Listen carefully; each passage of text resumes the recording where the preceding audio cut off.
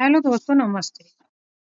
जैसा आप सभी को पता है कि नई वैकेंसी आने वाली है यूपी टीजीटी पीजीटी, तो उससे संबंधित महत्वपूर्ण मॉक टेस्ट है आपका। तो यहाँ पे आप मॉक टेस्ट दे सकते हो। प्रैक्टिस सेट भी मैंने डाले हुए हैं, पीवाईक्यू भी डले हुए हैं, तो आप प्ले लिस्ट पे जाइए, आपको सारे पीवाईक्यू वहाँ पे मिल जाएंगे, टीजीटी पीजीटी दोनों के, और यूजीसी नेट पे भी। स्टार्ट करते हैं। इससे पहले हम 4 प्रैक्टिस सेट डाल चुके हैं, एक बार उन्हें जरूर देख लीजिए, जिससे आपकी तैयारी मजबूत होगी। तो प्रैक्टिस सेट आज कौन सा है? ये मॉक टेस्ट होगा आपका 5वां, यूपी टीजीटी पीजीटी से संबंधित है। आज हम करेंगे धातु रूप के प्रश्न लिए मैंने इसमें सारे टॉपिक रखे हैं सिलेबस से संबंधित। पहला क्वेश्चन है, पट धातु लट लकार। लट लकार क्या होता है? वर्तमान काल। प्रथम पुरुष एक वचन का रूप क्या होगा? ये पूछा है इसमें। तो जब प्रथम पुरुष के वर्तमान में चलते हैं, प्रेजेंट में, तो कौन से रूप चलते हैं हमारे? पठती, पठत, पठंती, पठसी, पठत, पठत, पठामी, पठाओ, पठाम। तो ये हमारे रूप चलते हैं लट लकार में। तो इसमें पूछा है वर्तमान का प्रथम पुरुष एक वचन का रूप बताना है। तो इसमें 3 वचन होते हैं, जैसे प्रथम पुरुष हो गया, दूसरे में आएगा मध्यम पुरुष, और तीसरे में आएगा उत्तम पुरुष। तो इसमें प्रथम पुरुष का पूछा एक वचन का, तो एक वचन में क्या होगा? पठती, पठत है, पठंती। फिर इसका मध्यम का एक वचन होगा पठसी, और उत्तम का पठामी।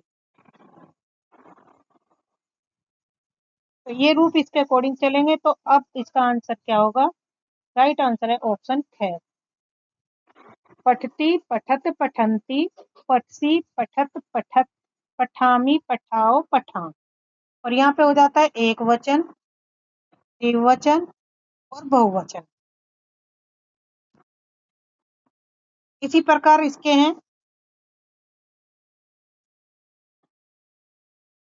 गम यानी गच। धातु लिट लकार। लिट लकार किसे कहते हैं? भविष्य काल को। इसमें मध्यम पुरुष का बहुवचन रूप क्या होगा? सेम जिस तरह से आपको पठती, पठत, पठंती, उसी तरह से ये चलेंगे।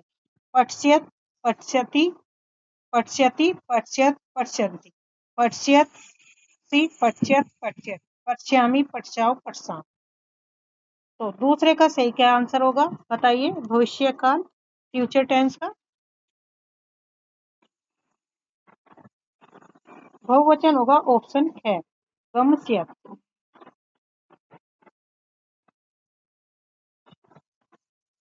पीब माने पीना। धातु रूप के लोट लगा, जिसे हम आज्ञा सूचक कहते हैं। जैसे तुम बैठकर पढ़ो, मैंने तुम्हें आज्ञा दी कि तुम बैठकर पढ़ो, आज्ञावाचक सूचक होते हैं। उसका आपको उत्तम पुरुष का एक वचन बताना है। ये मैंने भी ऊपर बताया कि प्रथम पुरुष, मध्यम और उत्तम पुरुष। एक वचन का क्या होगा? पिबानी, पिबाम, पिबतु या पिबसी। तो राइट आंसर होगा ऑप्शन है पिबाम। तो तीनों रूपों से धातु आए, गमसियत से, पठती से और पिबंती से। तो तीनों के रूप एक जैसे ही है। बस थोड़ा सा आपको ध्यान रखना है कौन सा लोट लकार का है, कौन सा वर्तमान काल का है, कौन सा भूतकाल का है।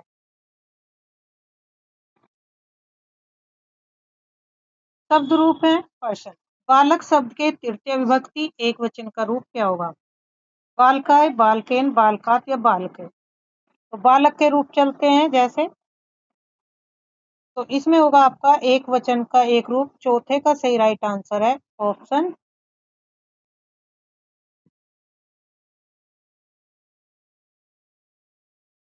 है बालकेन।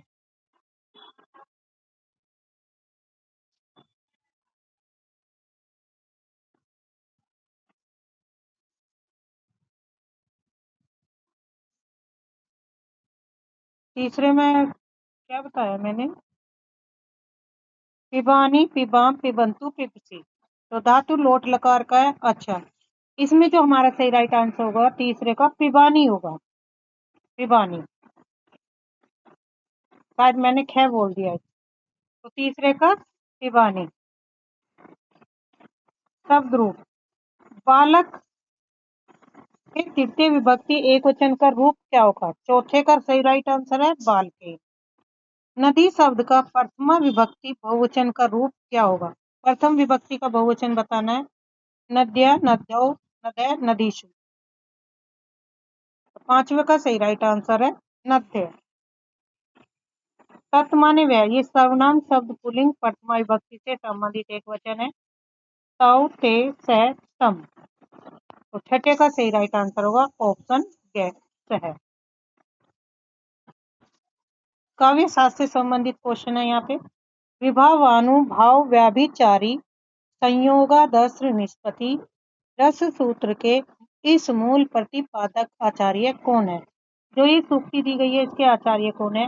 हामा, भरत मुनि, मम्मट या आचार्य विश्वनाथ। तो राइट आंसर होगा ये भरत मुनि की प्रसिद्ध लोकोक्ति है। तरिणी तरुजा तट तमाल तरवर भवछाड़, इसमें अलंकार पूछा, कौन सा अलंकार?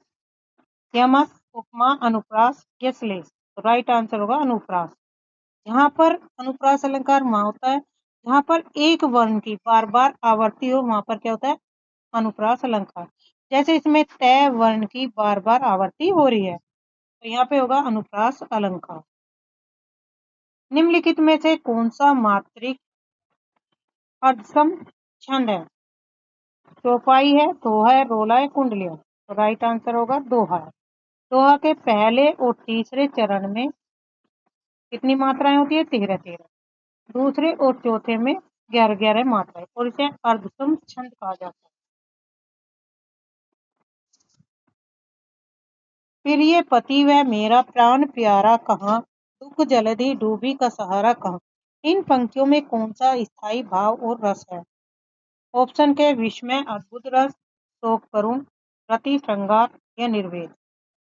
तो इसमें किसका है? प्रिय पति वह प्यारा मेरा प्राण प्यारा का, यानी कि पति का क्या है? शोक है। करुण रस इसमें आएगा। फोर्थ का सही राइट आंसर होगा ऑप्शन ख।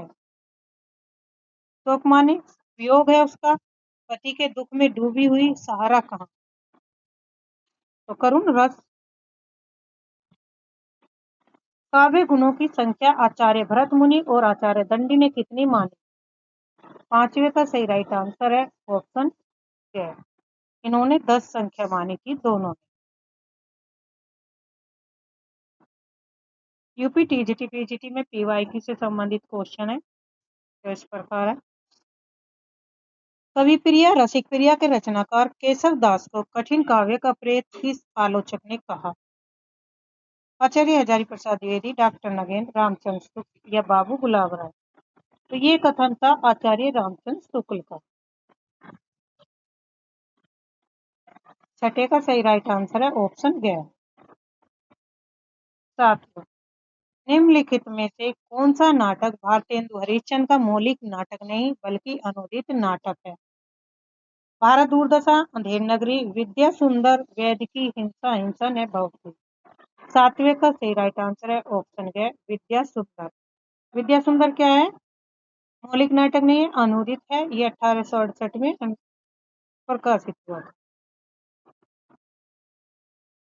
कवि वचन सुधा पत्रिका का प्रकाशन वर्ष क्या है और इसके संपादक कौन है? ऑप्शन के 1868 भारतेंदु हरिश्चंद्र, 1900 महावीर प्रसाद द्विवेदी, 1883 प्रताप नारायण मिश्र, 1930 मुंशी प्रेमचंद। तो राइट आंसर होगा ऑप्शन के 1868 भारतेंदु हरिश्चंद्र। सुमित्रा नंदन पंत को किस कृति के लिए प्रतिष्ठित ज्ञानपीठ पुरस्कार हिंदी का पहला ज्ञानपीठ पुरस्कार मिला था? लोकायतन के लिए, पल्लव के, चिदम्बरा के या गुंजन के। 90 का सही राइट आंसर है चिदम्बरा के लिए। गोदान उपन्यास के किस पात्र को प्रेमचंद ने समाज की शोषक जमींदारी व्यवस्था और किसानों की लाचारी का प्रतीक बनाया? गोबर को, होरी को, राय साहब को या मेहता को। 10वें का सही राइट आंसर है होरी को। क्वेश्चन नंबर नेक्स्ट, छायावाद का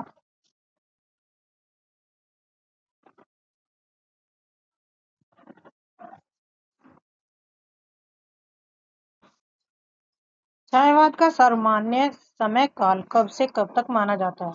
ऑप्शन ए 1900 से 1920, 1928 से 1936, 1936 से 1943 या 1850 से 1960। राइट आंसर होगा ऑप्शन बी 1918 से 1936 तक।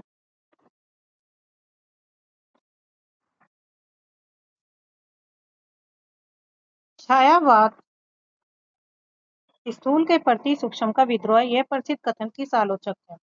आचार्य रामचंद्र शुक्ल, डॉक्टर नगेन या नामस? तो राइट आंसर होगा डॉक्टर नगेन। छायावाद के कवि चतुष्टय चार स्तंभ में कौन शामिल नहीं है? तो कौन से शामिल नहीं है?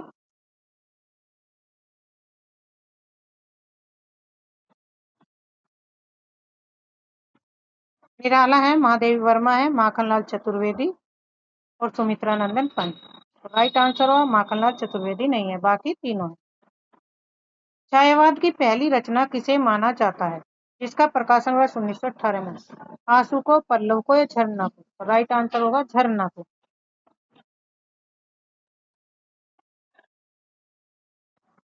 जयशंकर प्रसाद की किस कृति को छायावाद का प्रथम उपनिषद या प्रथम प्रयोगशाला कहा गया? लहर को, कमायनी को, झरना को या प्रेम पथिक को? क्वेश्चन नंबर 5 का सही राइट आंसर है ऑप्शन सी झरना को। लहर का प्रकाशन वर्ष 1933, कामायनी का 1935, झरना का 1918, प्रेम पथिक का 1913 के आसपास। आंसर सुमित्रा नंदन पंत किस रचना की भूमिका को छायावाद का घोषणा पत्र मैनिफेस्टो कहा जाता है? वीणा को, पल्लव को या गुंजन को? तो राइट आंसर होगा गुंजन को।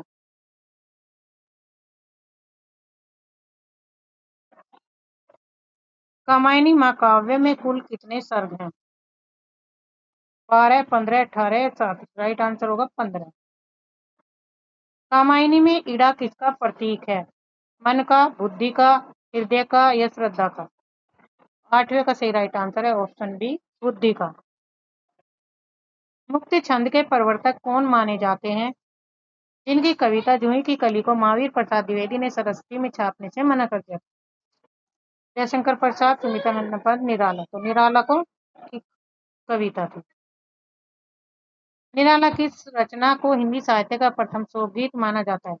राम की शक्ति पूजा, सरोज स्मृति या तुलसीदास? तो सरोज स्मृति को शोक की गीत माना जाता है। मैं नीर भरी दुख की बदली प्रसिद्ध पंक्ति छायावाद की किस कवित्री की है? सुभद्रा कुमारी चौहान, महादेवी वर्मा, मीराबाई? तो राइट आंसर होगा महादेवी वर्मा। महादेवी वर्मा की किस कृति पर उन्हें ज्ञानपीठ पुरस्कार 1982 ईस्वी में प्राप्त हुआ? निहार, रश्मि, यामा? तो यामा पर हुआ था, ऑप्शन सी। छायावाद की 3 प्रमुख कवियों को ब्रह्मा, विष्णु, महेश कहा जाता है। इनमें महेश रुद्र किसे कहा गया है? 13 का सही राइट आंसर है ऑप्शन सी निराला को। हिंदी में छायावाद शब्द का प्रथम प्रयोगकर्ता किसे माना जाता है? मुकुटधर पांडे, चंदू दुलार वाजपेयी, आचार्य शुक्ल जी या हजारी प्रसाद द्विवेदी? तो राइट आंसर होगा मुकुटधर पांडे। सुमित्रा नंदन पंत की वह कौन सी रचना है जिस पर उन्हें हिंदी का प्रथम चित्रात्मक ज्ञानपीठ पुरस्कार 1968 में मिला?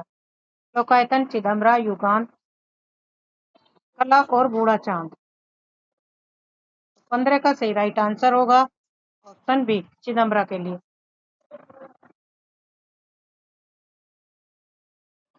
वियोगी होगा पहला कवि, कहाँ से उपजा होगा गान, यह प्रसिद्ध पंक्ति किस छायावादी कवि की है? जयशंकर प्रसाद, सुमित्रा नंदन, निराला?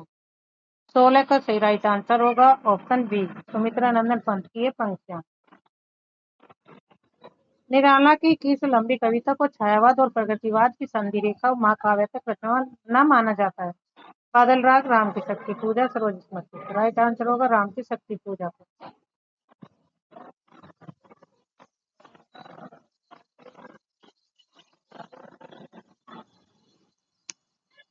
छायावाद की किस प्रमुख प्रवृत्ति के कारण प्रकृति का मानवीकरण प्रचुरता में हुआ? राष्ट्रीय जागरण, रहस्यवाद, प्रकृति प्रेम, नारी का उदात्त रूप? 18 का सही राइट आंसर है ऑप्शन बी, रहस्यवाद और प्रकृति प्रेम।